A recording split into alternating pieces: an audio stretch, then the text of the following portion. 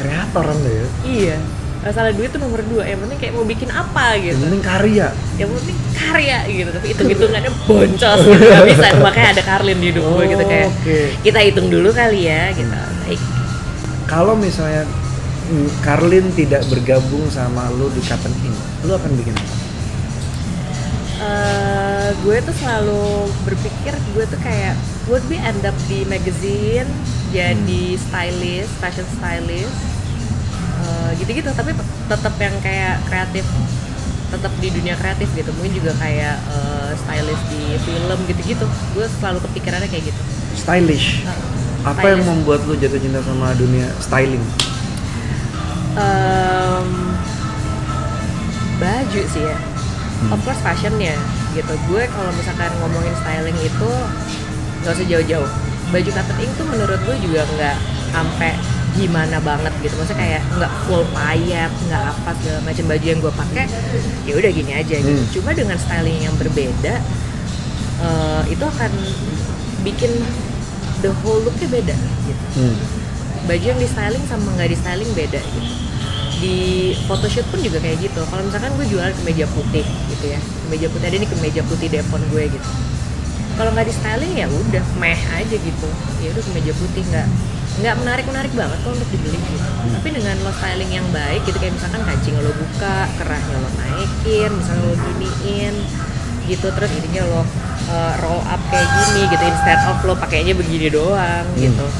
Terus mungkin kayak bawahannya lo bisa styling dengan jeans, atau misalkan ada celana pendek, ada rok, terus lo pakai kalung sedikit, kacamata hitam, terus ada handbag apa segala macam dengan aksesoris yang tepat, whole looknya beda gitu. Jadi menurut gue kayak ya styling itu ya dunia kreatif juga gitu. Ya sebagai orang yang gue dan Carlin tuh very kreatif, kita kreatif people banget deh gitu. Maksudnya kalau in business side kita kayak selalu bilang berdua, aduh kalau ada yang bisa nolongin kita tolong udah kayak gitu kan gitu, kayak tolong bantuin kita gitu dalam hal kayak berhitung atau apalah gitu ya, pokoknya business side ya gitu. Tapi for the creativity ya kita berdua tuh very kreatif banget gitu. Justru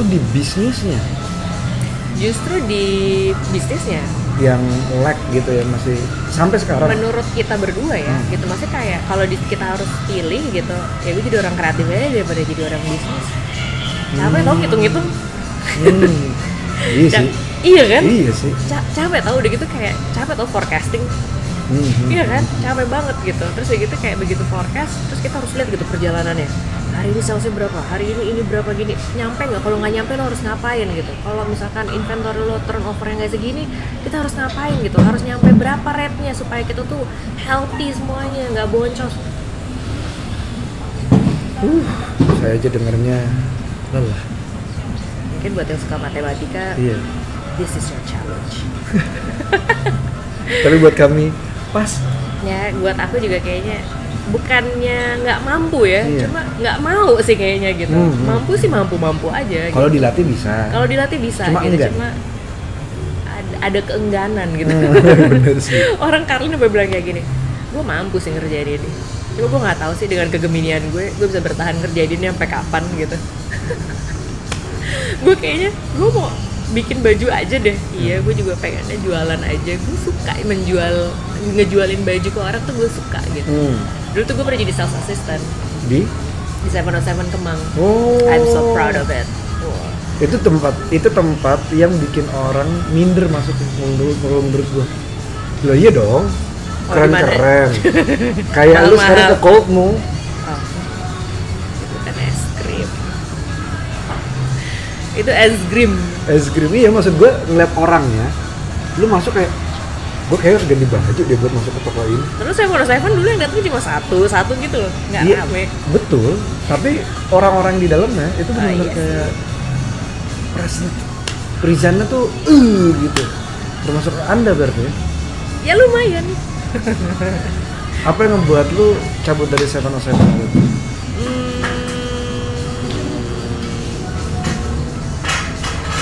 Apa ya? Kayaknya gue waktu itu cabut ke luar negeri deh. Jadi gue cabut juga dari situ. Iya, lupa sih. Tapi maksudnya nggak something yang gimana kok. Oke. Fine ya semuanya. Tapi dari tadi yang gua highlight adalah lu dan Karlin. Itu gua kayaknya nggak mau ngerjain pekerjaan di meja ini nih, maksudnya pekerjaan kayak hitung-hitungan dan lain-lain. Lu mau hire orang atau enggak? Mau hire orang. Terus maksud gue pikir lu masih megang sendiri nggak? Masih megang sendiri. Ya kalau kita nggak megang sendiri, wah masa kita menyerahkan uang kita kepada siapa Anda? Ya pertama kita review. Oke.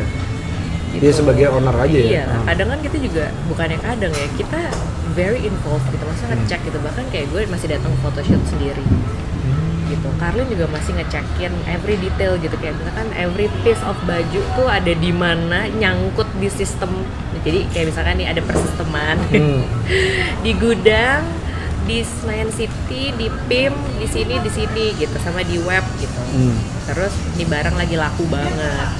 Terus udah kayak gitu, lakunya paling cepat di mana gitu, di web. Iya, ngapain?